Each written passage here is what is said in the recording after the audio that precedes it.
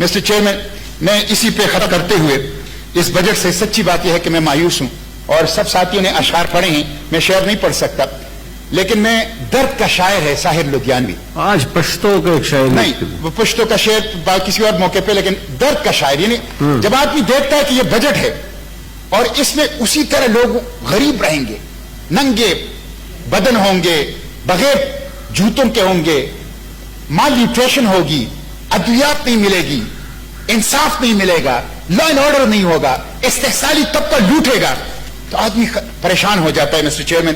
اور P T I نے مایوس کر دیا ہے، مکمل طور پر مایوس کر دیا. لیکن مجھے یقین ہے انشاءاللہ کہ وہ صبح کبھی آئی. وہ جو ساحر لدھیانوی نے کہا، ان کالیوں صدیوں کے سر سے جب رات کا آنچل ڈلکے گا، جب دکھ کے بادل پگھلیں گے، جب سکھ کا ساگر چھلکے گا، جب امبر جھوم کے ناچے گا، جب دھرتی نغمے گائے گی، وہ صبح کبھی تو آئے گی. مانا کہ ابھی تیرے میرے ارمانوں کی قیمت کچھ بھی نہیں، مٹی کبھی ہے کچھ مول، مگر انسانوں کی قیمت کچھ بھی نہیں. انسانوں کی عزت جب جھوٹے سکوں میں نہ تولی جائے گی، وہ صبح کبھی تو آئے گی. بیتیں گے کبھی تو دن آخر یہ بھوک کے اور بیکاری کے، ٹوٹیں گے کبھی تو بت آخر دولت کے اجارہ داری کے. جب ایک انوکھی دنیا کی بنیاد اٹھائی جائے گی، وہ صبح کبھی تو آئے گی.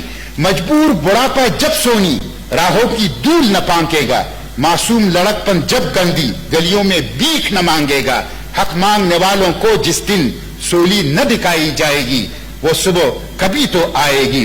فاقوں کی چٹاؤں پر جس دن انسان نہ جلائے جائیں گے، سینے کے دہکتے دوزخ میں ارمان نہ جلائے جائیں گے. یہ نرک سی بھی گندی دنیا جب سورگ بنائی جائے گی، وہ صبح کبھی تو آئے گی. اور آخری شعر، سنسار کے سارے محنت کش کھیتوں سے ملوں سے نکلیں گے، بے گھر بے در بے بس انسان تاریک بلوں سے نکلیں گے.